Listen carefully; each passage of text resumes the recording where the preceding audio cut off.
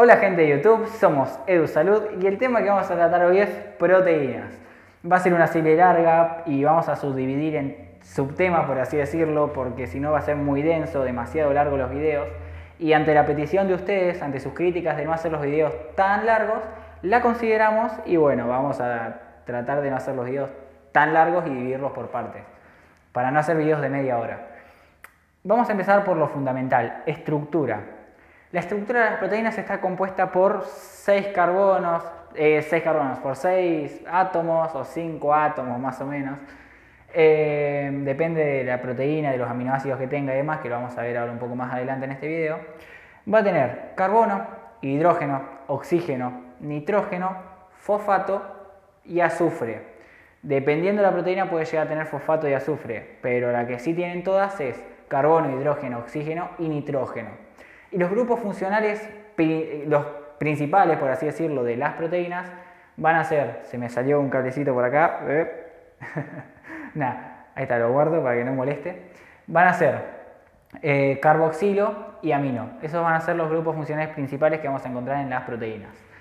Después podemos llegar a encontrar alcoholes, fenoles, dependiendo del aminoácido, pero vamos a pasar eso más adelante. Nos quedamos con que los grupos funcionales principales son amino y carboxilo. En lo que respecta a sus funciones, nosotros dividimos en dos grandes funciones, ¿no? En una función estructural y en una función fisiológica, funcional, valga la redundancia. Y esto va a depender del tipo de proteína que tengamos y a su vez esto va a depender del tipo de estructura secundaria que tengamos, cosa que vamos a ver en otro video. Pero quédense con este concepto por ahora, que las proteínas globulares van a ser las funcionales y las fibrilares van a ser las estructurales. En lo que respecta a las funciones estructurales, vamos a encontrar proteínas como colágeno, queratina, un montón de proteínas, ¿no?, que van a ser de sostén. El colágeno, por ejemplo, es una proteína de sostén del intersticio, de lo que es el tejido conectivo, y la queratina es más de un filamento intermedio del citoesqueleto, que ya lo estuvimos viendo el citoesqueleto, si quieren el link se los dejo por acá. Entonces, bueno, eso es lo estructural a grandes rasgos. Tenemos otras funciones estructurales que tienen que ver con el citoesqueleto, con el intersticio, bla, bla, bla, bla, bla, pero les tiré esos dos ejemplos porque son los típicos. La función más fisiológica que se corresponde con proteínas globulares son muchísimas, infinitas funciones tienen. Pueden formar enzimas, pueden formar receptores, pueden formar inmunoglobulinas, pueden formar proteínas transportadoras en sangre como las lipoproteínas, pueden formar parte del glucocálix como glucoproteínas también. Pueden hacer muchísimas cosas, muchísimas. Pueden formar el armazón contráctil del citoesqueleto por las fibras de actina y miosina, que son proteínas. Pueden formar microtúbulos, que es una proteína que se llama tubulina. 58.600 cosas pueden hacer. No creo que les pidan saber todas las funciones de las proteínas, porque es mucho, pero recuerden estas dos grandes divisiones, estructural y funcional o fisiológica. Pasando a la mínima unidad estructural, a su monómero. La mínima unidad estructural de las proteínas son los aminoácidos. Así como teníamos que los monosacáridos eran la mínima unidad estructural de los lípidos, de los hidratos de carbono, disculpen, hay que aceptar los errores, menos mal. Los lípidos no tienen mínima unidad estructural, los hidratos de carbono sí, son los monosacáridos. Las proteínas tienen los aminoácidos como mínima unidad estructural, como monómero. Recuerden que monómero es la mínima unidad estructural de una biomolécula. Si nosotros agarramos una proteína y la partimos, la cortamos en pedacitos, lo más chiquitito que vamos a tener son los aminoácidos. Esa es su mínima unidad estructural. Hablando un poco de aminoácidos, vamos a detallarlos bien sobre el final del video, después les explicamos por qué, pero por ahora vamos a hablar lo fundamental de aminoácidos. Esto es un aminoácido tipo, o sea, es un aminoácido X, no tiene nombre directamente porque le falta esto, que ahora vamos a explicarlo. Esto que tiene acá, al inicio de la cadena, es un grupo funcional amino, que lo podemos encontrar como NH3+, o como NH2, depende del pH del medio y demás. Este extremo de todo el aminoácido, que no es muy grande como lo estamos viendo acá, se llama extremo N-terminal o extremo amino terminal. Recuerdan que yo les dije que teníamos grupos funcionales amino y carboxilo en las proteínas principalmente, lo estamos viendo acá, amino y carboxilo. A este grupo funcional amino le sigue un carbono que está unido a un hidrógeno, les aclaro, en algunos libros pueden encontrar esto como CH o C, un palito para abajo y una H, es lo mismo.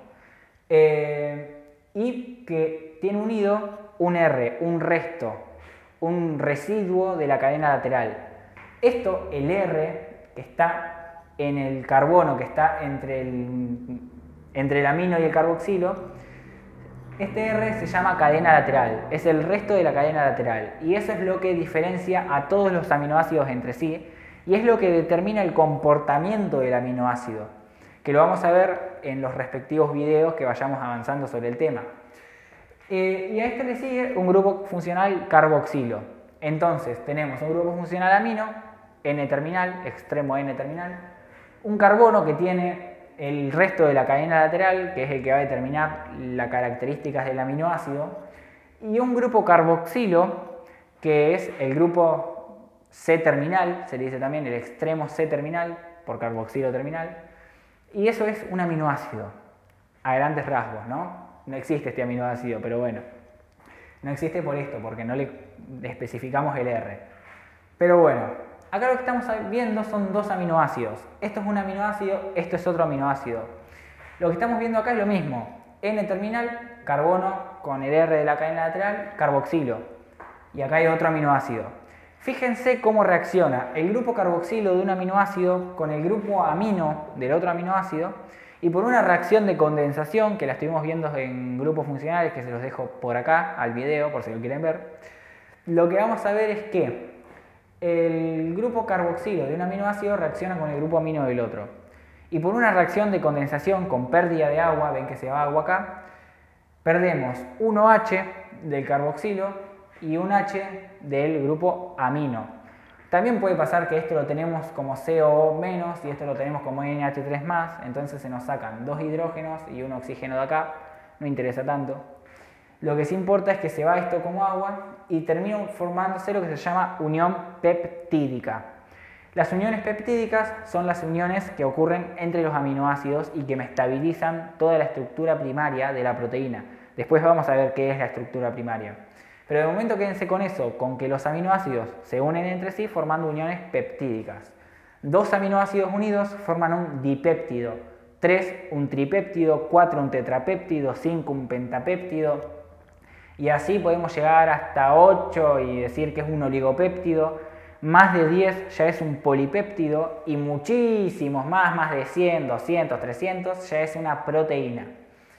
Entonces, lo que estamos viendo acá es el resultado final. Fíjense cómo se me unió este carboxilo y este amino y me terminó formando este producto. Todo lo que queda fuera de la burbujita es lo que nos va a quedar en el producto final. El amino, que lo estamos viendo acá, el carbono con el R de la cadena lateral, que lo estamos viendo acá, el carboxilo, que como se le fue un OH nos queda como C doble enlace oxígeno, ¿ven? El amino, que nos queda como NH, ven que se nos fue un hidrógeno, entonces nos queda una sola H, y un carbono con el R de la cadena lateral, y por último el carboxilo terminal, extremo N-terminal, extremo carboxilo terminal o C-terminal. Esto que ven acá es un dipéptido, y fíjense esto que les marcamos en verde, la resultante entre la unión de un grupo carboxilo con un grupo amino. Este grupo funcional, ¿recuerdan cómo se llama? Les doy 3 segundos. 1, 2, 3. Se llaman amidas. Amidas. Ese grupo funcional que se forma en la unión peptídica, las amidas.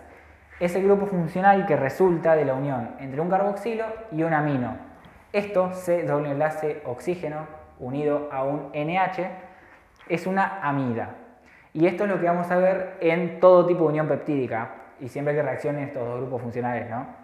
Entonces, ya tenemos fundamentalmente qué es un dipéptido, qué es un péptido, una unión peptídica, un aminoácido. Ya hablamos a grandes rasgos de los aminoácidos, ¿no?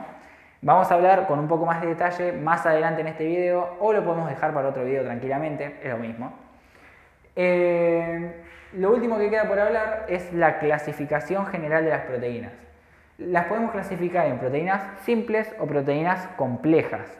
Las proteínas simples son aquellas proteínas que son simplemente aminoácidos unidos entre sí, que no tienen otra porción unida de otra biomolécula, pero se ha descubierto últimamente por medios más finos de deshilar, por así decirlo, de diseccionar esa proteína, que hay algunos glúcidos, pero la cantidad es tan despreciable que se la sigue considerando proteínas simples, no interesa.